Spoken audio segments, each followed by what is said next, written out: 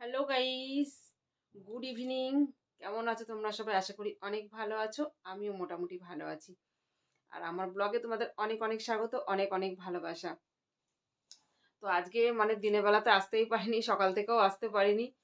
খুব চাপের মধ্যে ছোট দিনের বেলা তো হয়ে ওঠে না।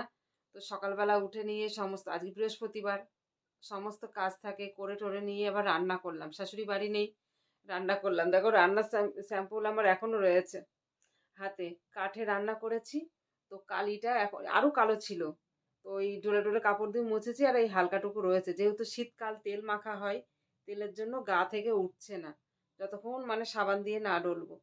আর সাবান তো যখন তখন আর গায়ে এখন ছোঁয়ানো সম্ভব না, বুঝতেই পারো শীতের বেলা। তো আজকে রান্না করেছি হাঁসের ডিম। অনেকদিন 4-5 দিন হয়ে গেল, এখন শীতকাল, হাঁসের ডিম আমার বর খেতে ভালোবাসে, তো হাঁসের ডিম এনে রেখেছিল।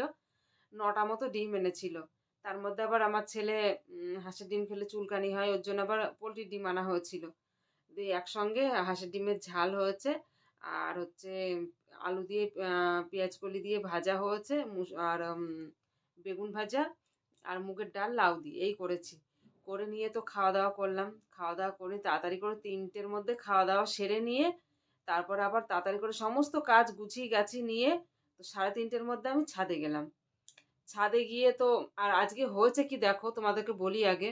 সকালবেলা আজকে প্রায় দিন 15 ধরে আমার ছেলে টবের মাটিগুলো সব খুঁচিয়ে বের করে ছাদের উপর রেখে দিয়েছে।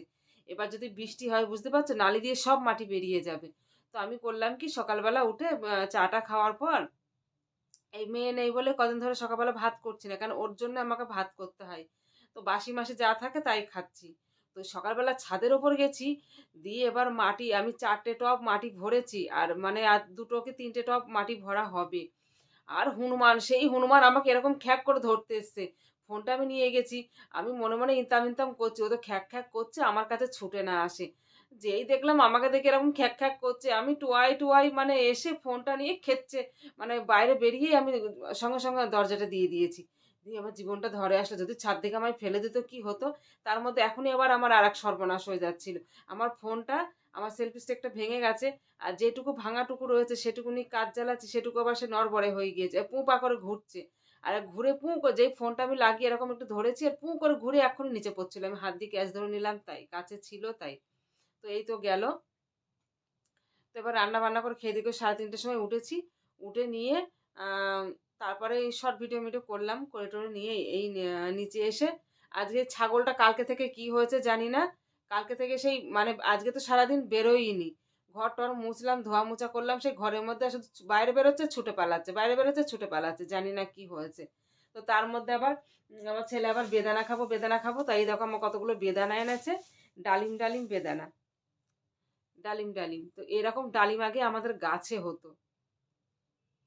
সে একটা গান আছে না, কি বেদানার খাবি রে, না কি বেদানা। তো কোন বেদানাটা খাবে বলো তো, কোনটা বেশি মিষ্টি? খাবি রে তুই বেদানা, কোন বেদানাটা খাবি, খাবে বলো, কোন বেদানাটা মিষ্টি হবে বলো তো? সেইটাই তোমাদেরকে দেব। জানি না এর মধ্যে কতটা লাল আছে। তো একটা কেটেছিলাম, প্রচুর লাল আছে, অনেকটা লাল আছে। আমার বেদানার গাছে তো নতুন কুড়ি এসেছে, সেই অবস্থা। বেদানার গাছে নতুন কুড়ি এসেছে। তো যাই হোক, রাতের বেলা আমি মনে করলাম একটা নিয়েও বসেছিলাম যে খাবো। তারপরে ভিডিও এডিটিং করা, এ করা ও করা তা করা করতে করতে টাইম ওভার হয়ে গেছে। আমি যে রাত্রে আর ফল খাবো না, ঠান্ডা লেগে যাবে, তো কালকে দেখা যাবে। আবার 2টো সরিয়ে রেখে দেবো না, আমার ছেলে সব কালকে খেয়ে নেবে, মেয়েটা এসে খেতে পারবে। মেয়েটাকে আনতে গেছে ওর ঠাম্মা আজকে। তো কালকে দিনটা হয়তো থাকবে, পরশু দিন হয়তো আসবে। মেয়েটা নেই, আমার কিচ্ছু ভাল লাগছে না, কিচ্ছু ভাল লাগছে না, কি আর বলবো। তো যাই হোক বন্ধুরা, সবাই ভালো থেকো, সুস্থ থেকো। যাই, আমি এখন যাই, গিয়ে আটা মাখবো, রুটি করব। তো বাই।